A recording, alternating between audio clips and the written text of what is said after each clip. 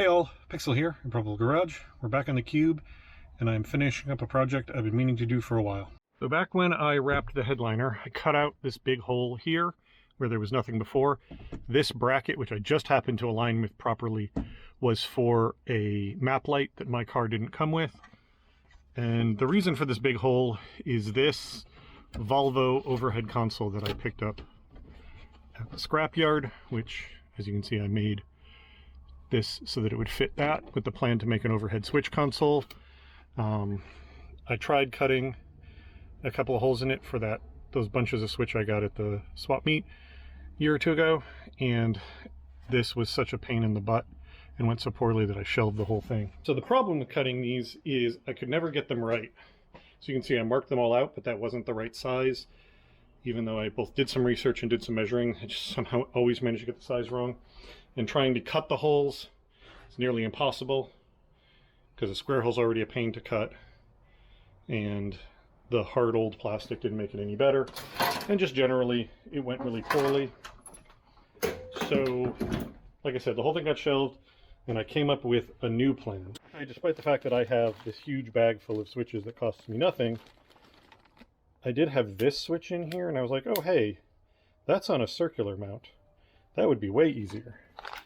So I found this company, Sherco Auto, that sells a lot of really random stuff, and one of the things they sell are older style switches, non-LED ones, of that exact same rocker style with the drill-in mount.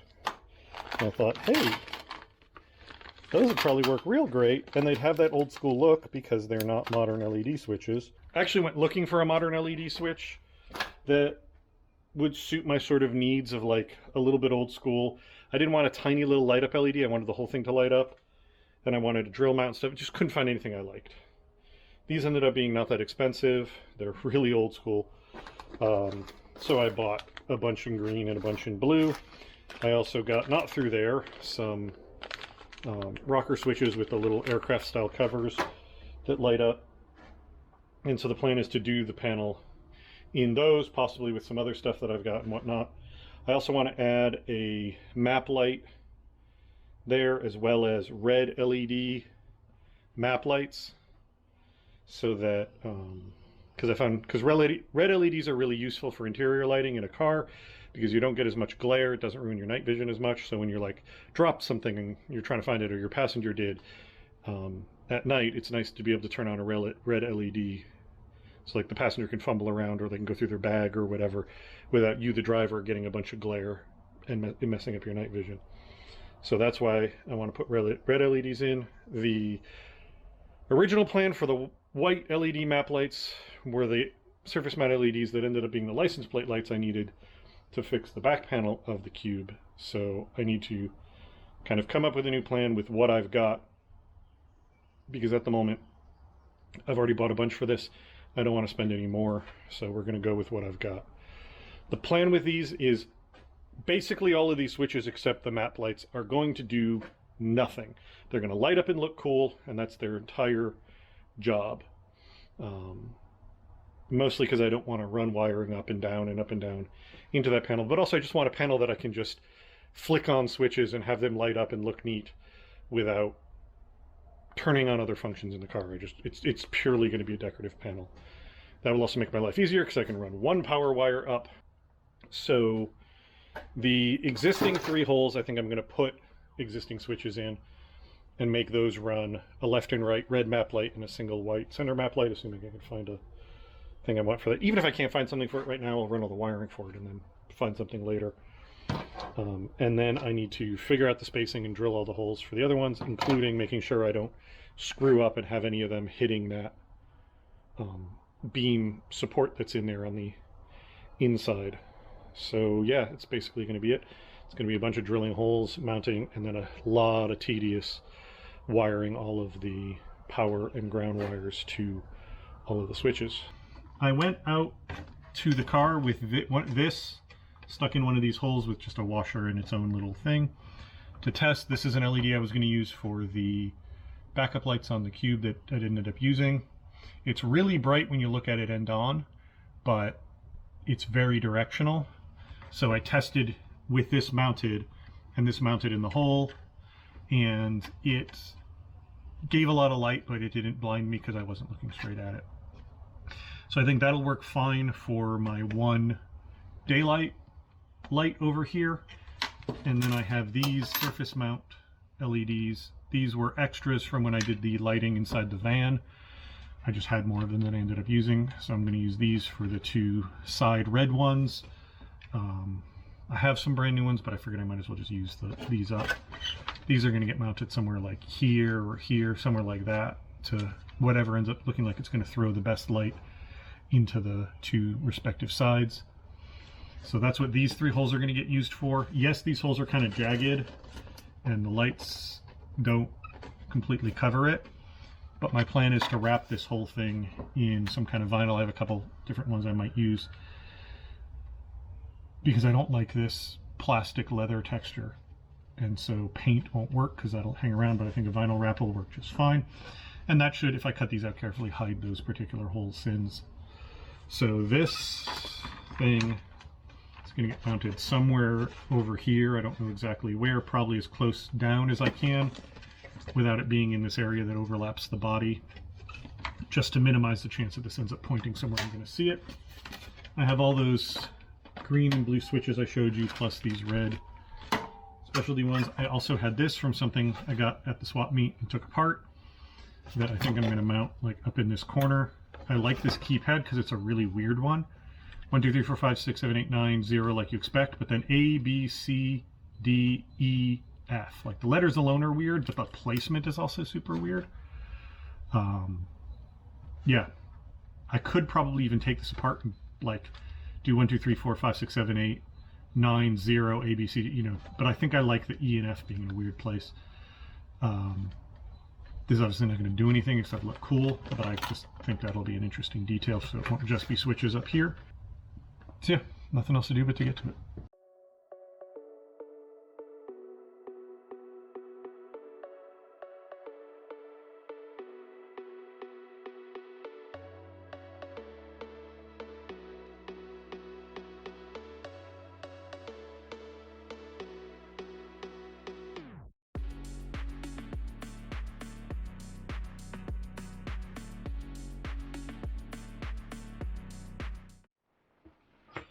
All right, so here's my first layout idea. So that's all mounted, that's mounted, these are in their holes. This row and this row are both greens, this row is blue. Not sure if I'm going to stick to rows, maybe I'll interchange them. That's going to be a thing I'm going to decide once I've got my placement down. I've got 2 of the 3 of these here. This is literally just the cover. And they're going to have to go this way, I think, because that would be the way that would make sense if you're reaching up to a panel, because I think if they're this way, once you flip the cover up, the cover's in the way of you being able to reach or see the switch. But I'm thinking like 2 like that, because originally I was thinking maybe put these here, but I don't like the fact that I'd want them to be this way, and that's not going to work. So I think these 2 down here might work. I kind of like the idea of these being tight against each other, like that. It uses more switches though. I would have more spare switches for elsewhere if I didn't do that, but these are not that expensive, and I think I might just do that because I think that'll look more like complete and high-tech if it's all just a solid bank of switches. Because I could put like 2 or 3 of these here, but I don't think they're going to look that great just isolated.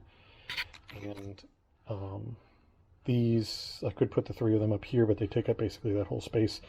I can't really have a row of this, and those, because they're just enough bigger to kind of mess that up.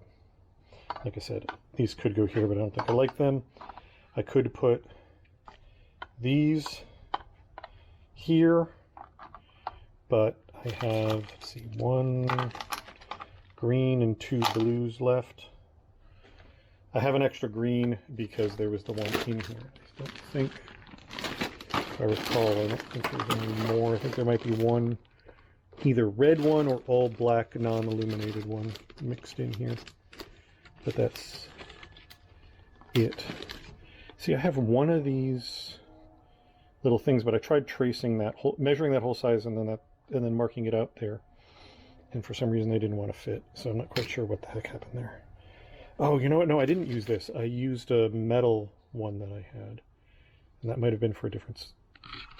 I think I may have figured out why the switches didn't fit worth a damn. I didn't use the plastic one that these were in. I used a metal one that I had that I thought these fit in. But I don't think I ever actually tested anything in it. So I probably used this one for the wrong switch. Foolish. Anyway, too late. But yeah, I think I like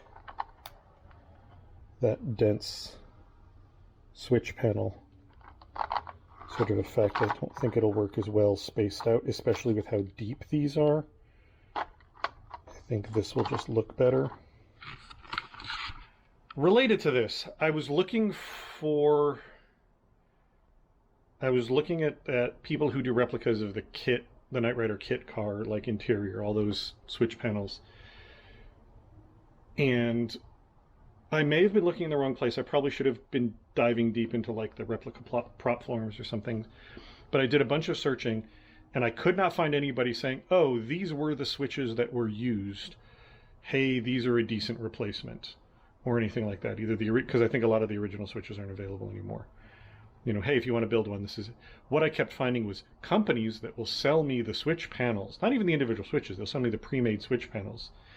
Some for an absurd amount of money, some for a not terrible amount of money, but it's like, I don't want that switch panel. I want some of those switches to use elsewhere. They're all like push button light up switches. And I just found that really frustrating. I don't know if I'm missing something, but it was kind of frustrating not to be able to just find, hey, bulk switches, or hey, go to this supply place and buy them there, because I would have loved to have some of those either in this or elsewhere in the vehicle. It's a good thing I'm going to keep looking for, but just popped into my head because I'm missing the switches. So these all just need a hole drilled. So I think what I'm going to do is measure out my spacing as best as I can, mark my lines as best that I can. The width wise, they just barely fit there, and then there's going to be 3 more that stick down there. I may change my mind about these 3. I may do something different there, so I think I'm going to drill this bunch, mount them in, and then that'll give me a better idea of if I want the switches to extend past or if I want this to be the switch panel and this to be something else. Now that I'm thinking about it, I'm going to leave this space empty. I've been researching and I haven't found a perfect version that I'm like, oh, that's the one I want to use. I've been trying to find a way, and if anybody watching this knows of a way to do this, I'd love to hear it. I want some small LED screens, preferably color, that can be hooked very simply. I don't want to use a Raspberry Pi. I don't want to use an Arduino. I don't want to use anything that needs programming if I can avoid this. But I want some small LED screens of whatever, like the exact dimensions are not important. They can be super low pixel resolution, because what I want to do is just have them play either a looping GIF or a looping video, and then I'm planning to just make my own pixel art, like displays like that are displaying status things that just play a loop, you know, showing numbers going by, or like statuses, or like gauges or whatever. And yeah, all I need is something that when 12 volts is applied to it, it boots itself up and immediately just starts playing the video or GIF image, and can stand to be just power cut down, and as cheap as possible.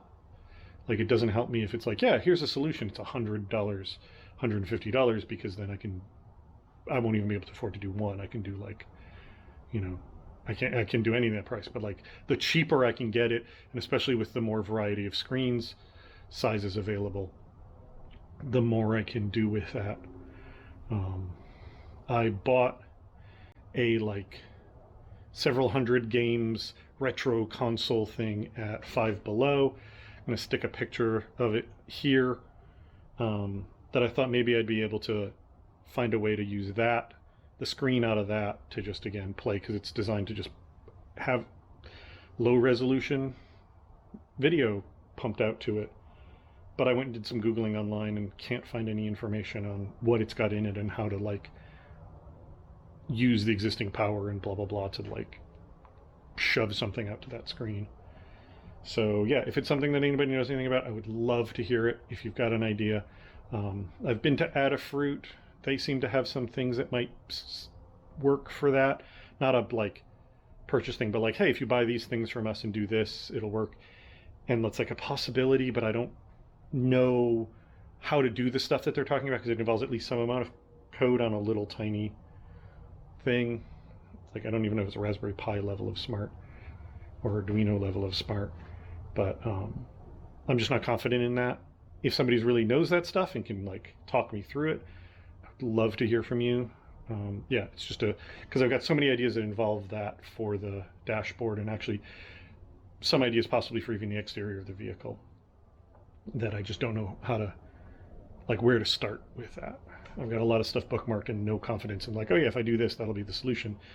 And they're all just expensive enough that I can't just like, oh yeah, throw money at that and then have it not work out. But anyway, the reason I bring that up is that I think I'm going to reserve this area up here. So if I ever do find a solution thing, I can potentially put an LCD screen up there that plays some looping thing. All right, so I've got all of these drilled. The solution I came up with to get them to fit nice is to go one size oversized, so they all had a little bit of wiggle room, and then I can pull them all tight to each other.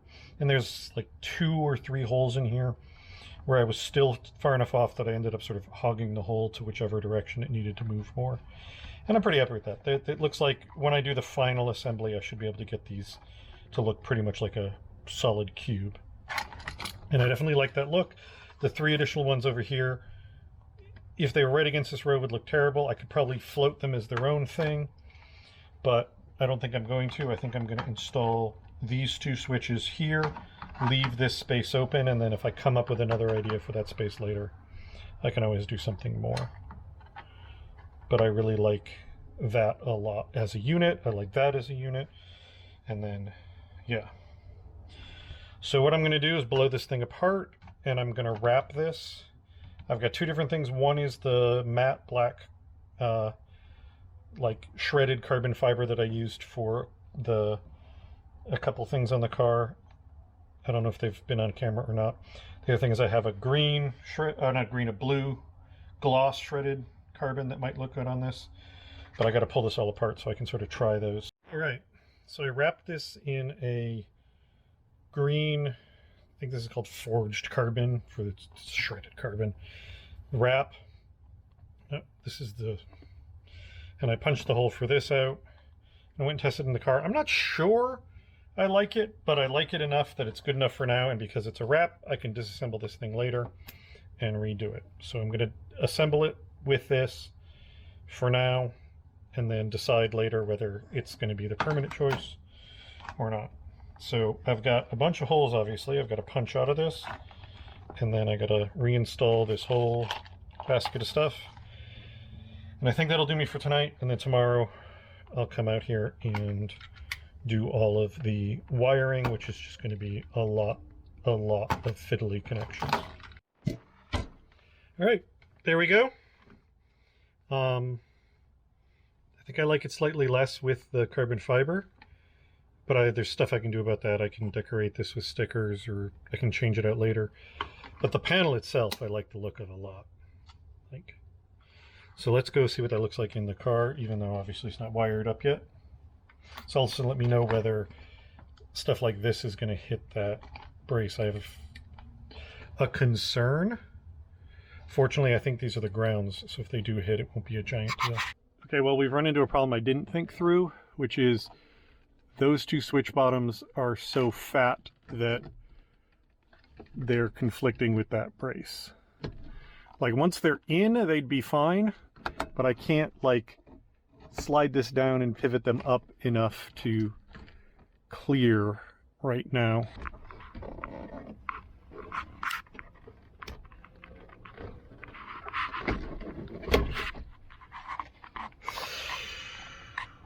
Son of a bitch. All right, well, I just messed up trying to get that to fit. I just snapped off both of these bottom tabs. That was dumb. I was trying to just scooch it down just enough to clear, and just made my life worse. like, there is a point where this will fit. I don't know if that's actually lined up between these holes and the screw holes, because if it will work like this, I can make it work by just putting 2 more screws in the bottom, because this brace extends into this area, so I could easily put 2 screws in the corners or something. But yeah, you can get the general idea at the very least, even though I've got to do more with it once I get it dropped in. Like, yeah, you know, the more I look at it, I don't think I like the carbon. Everything else in here is fairly matte. That'd be the one gloss thing. I don't think I like that glossy. Well, hell. All right. Well, I'm done for tonight either way, because it's way too late.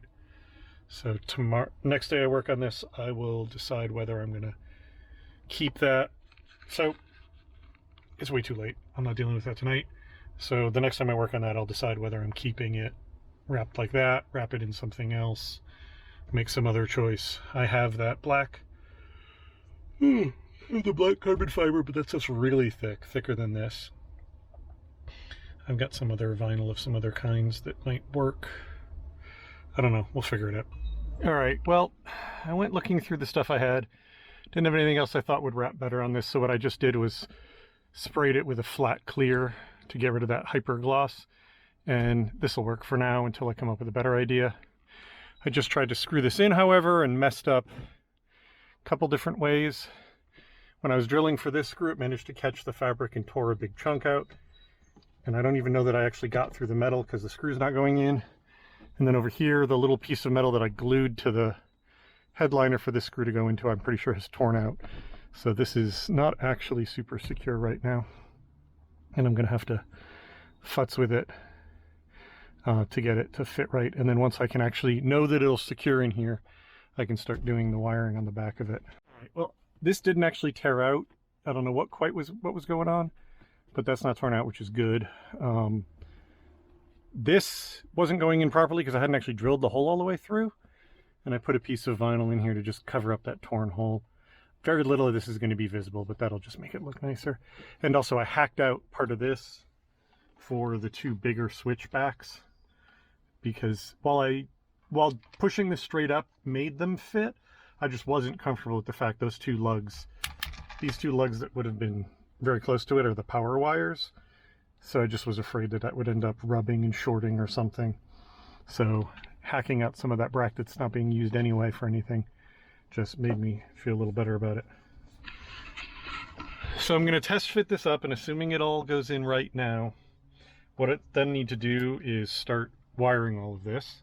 Something else that I did is all these that are just going to light up, the output lug, I put a little piece of heat shrink tubing on and shrunk it down just so that none of the wires are going to touch it, none of the connectors are going to touch, you know, just means I don't have, when all these switches are on, a bunch of just potential short points on there. All right, well, I got everything wired up. All these are linked together, power and ground over here, power and ground over here. This set is 1, this set is 1, this set is 1, these 2 are 1, and these 3 are 1. Those 5 come together. Just because of their thickness, they had to be done as 3 and 2 into 1 wire, and then those 2 wires together. The negative has just got a ring terminal. I'm just going to put a screw up in there to ground it out. And then this wire goes to this wire goes over here, that one over to there. These are the 2 red ones. I haven't secured them down because I wanted to be able to aim them a little bit before I chose their location. And then just because it's the only connectors I had, I put a single, it doesn't need to be waterproof obviously, but it's what I had. So I put a weatherproof connector on that, and I'm going to put the other end obviously on the other wire. So this should be ready to go. I need to run the power wire up so I can test everything, and then we can go from there. And I've got it in. There we go. There's got a wire down to that junction box that just runs all through up here, around, and then to the connector there. this is screwed in. I'm not entirely happy with how it's fitting. Once it has all the weight on it, like what used to fit tight doesn't when it's got all this weight on it. But all my little switchies work. Those are all just the fun ones. I got my keypad, and then for these, I've got my red light here, I've got my white light there, and I've got my other red light there. All of these switches are a little bit temperamental. I've noticed this with all of these. Some of them come around when you use them a bit. Some of them fail completely when you use them a bit. So I'll discover what's up with these in pretty short order. But I'm pretty happy with that. This is on its own circuit so that I don't have to worry about overloading any circuits. Yeah, I'm pretty happy with that. I like that, especially with having sprayed it with the matte clear. I think it fits in a lot better. I want to put something else here. Either it's going to be more switches or it's going to be a decal or something. I've got this space to put stuff on in the future. I've been thinking about this space right here is actually a cavity because of how this is shaped. So I might be able to put stuff up here too down the line. But I'm really happy with that. Mostly I'm happy that there's no longer a giant gaping hole in the ceiling. These are just really fun and satisfying to play with.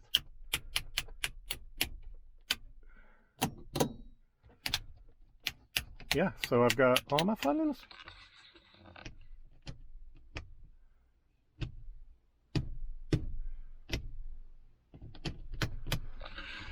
Yeah, I'm happy with that. Thank you all very much for watching, and I'll talk to you later. Bye.